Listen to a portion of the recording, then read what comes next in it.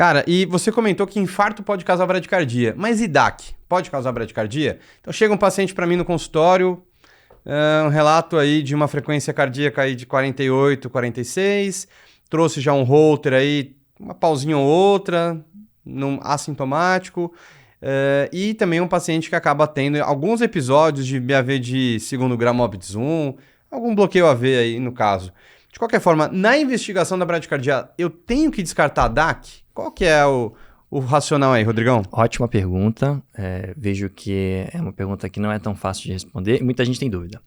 O infarto agudo do miocárdio pode causar bradicardia, tá? Seja uma bradicardia sinusal por um reflexo de besojarite, seja um BAV avançado por uma isquemia aguda do sistema de condução, tá? Agora, no cenário crônico de consultório, né, a doença aterosclerótica do coração, a DAC crônica, né, existe uma associação positiva com bloqueio atrioventricular, sim, tá? Mas a relação de causalidade não é tão óbvia. Na maioria das vezes que a gente tem uma doença degenerativa do sistema de condução, uma das hipóteses para explicar é de aterosclerose dos vasos sanguíneos. Comórbido já, né? Policomórbido. Então, ele faz aterosclerose, assim como ele faz da descendente anterior, ele faz também da artéria do nó sinusal, da artéria do nó atrioventricular, diminui a chegada de sangue lá, faz uma isquemia, uma fibrose e pode justificar um cenário de bradicardias. Mas a gente não tem nenhuma evidência de que tratar a doença arterial coronariana resolve o problema. Tá? Isso é importante. Então, esse não é um dos desfechos que a gente vê no isquímia, por exemplo, né? Pois é. Então, tem até um trabalho retrospectivo com pacientes com bradicardia sinusal e BAV avançado, em que a correlação no propensity match de que angioplastar a lesão na DA, por exemplo, não reduziu a incidência de pausas e BAVs no progredir da doença. Por quê? Na maioria das vezes, mesmo se a aterosclerose é o culpado, é doença microvascular. Não vai ter como você... A artéria é pequena, você não consegue aumentar o aporte com angioplastia normal. Então, habitualmente, não é de rotina o processo investigativo de doença arterial coronariana no paciente com bradicardia. A gente recomenda você fazer com o paciente independente de ter bradicardias ou não. E, cara, isso aqui é uma coisa que eu queria reforçar aqui com você. A gente vê no serviço que a gente trabalha, muitos pacientes que vêm de outros lugares, então, enfim, a gente vê, todo dia chega lá no pronto-socorro que eu trabalho, 2, 3 pacientes em BAVT. É muito comum. E a maioria é pacientes BAVTs estáveis, não é o cara que precisa de um marca-passo transcutâneo ou transvenoso de emergência. Mas muitos dos pacientes vêm encaminhados, ou você às vezes vê isso acontecer em outro serviço. O paciente chega com BAVT, ok, indicação de marca-passo, vamos definir isso depois, mas o pessoal vai e pede um cateterismo. Então, às vezes, o PVT, o cara assintomático na emergência, ganha um cateterismo, né, de rotina, meio que protocolo para o BAVT. Isso acaba impactando em tempo de hospitalização, aumenta risco de insuficiência renal, risco da punção do procedimento, condutas errôneas com base num exame que não deveria ter sido pedido. Então, pessoal, a gente acaba tendo a indicação de investigar uma doença coronariana no contexto de BAVT, se é um supra inferior que faz um besoudiarite, um reflexo vagal, que pode bradicardizar, pode dissociar, ou até mesmo no contexto de um supra anterior, que a gente pode ter um bloqueio de ramo direito, um ramo esquerdo, bloqueio de ramo intermitente, alternante, né? Que aí realmente você está isquemiando agudamente o sistema de condução. Mas no contexto de um BAVT, no paciente que chega lá assintomático ou oligosintomático ou com a queixa da síncope, não vale a pena a gente investigar com cateterismo. Isso é muito comum. Isso você trabalha em PS, você sabe, mas realmente o BAVT, a maior causa do BAVT do pronto-socorro é um BAVT degenerativo, uma degeneração do sistema de condução.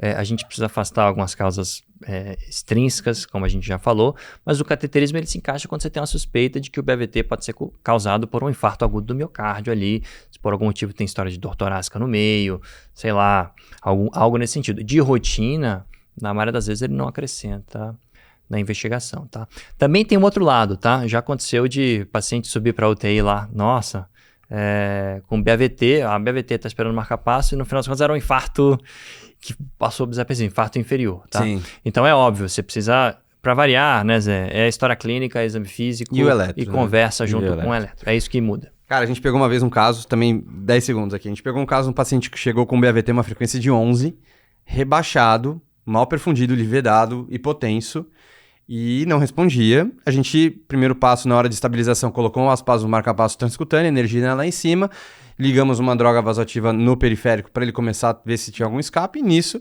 o paciente, a gente bota na sala e vai rodar o eletro. Na hora que a gente vê o escape de realmente 11, e é um supra inferior. E aí a gente, na hora que começou a estimular, a frequência começou a subir para 40, 45, o paciente acorda e começa a referir dor. Então também ficar atento a esse caso aí. Tem esse cenário, tem que ficar bastante cuidado, como eu disse, é uma linha tênue, né?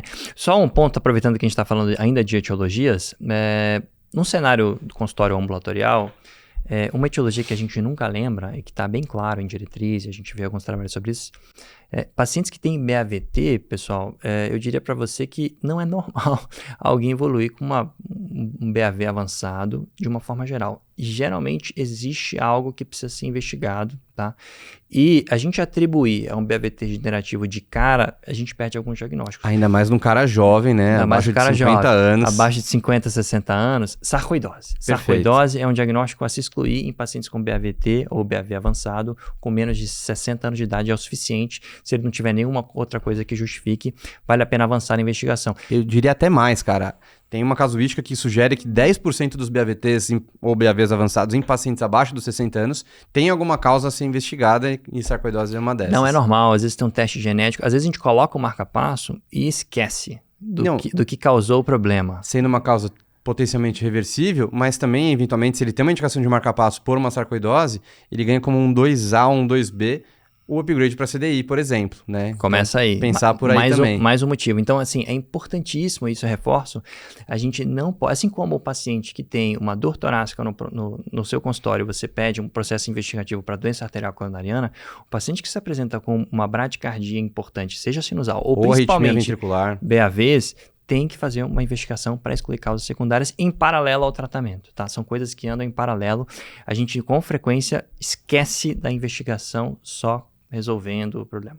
Acho que só para ficar de mensagem, às vezes vem um paciente com 48 anos com BAVT, não é medicamentoso, não tem nenhuma outra causa, a investigação de sarcoidose acaba entrando, e às vezes vale a pena pedir uma ressonância cardíaca aí para tentar ver, porque a gente acaba tendo um padrão de captação de fibrose muito na região do septo e podendo se estender para o ventrículo direito, que é o hook sign, que é uma outra coisa que a gente acaba vendo também, tá? Eventualmente a gente pode pedir aí um PET para ver a atividade também de doença, mas sei que isso aí já é um passo mais além, mas só de você lembrar que pode ser uma sarcoidose num cara com 60 anos ou menos com bloqueio AV, não tá meio fora da faixa. Isso já tá ótimo pra gente também.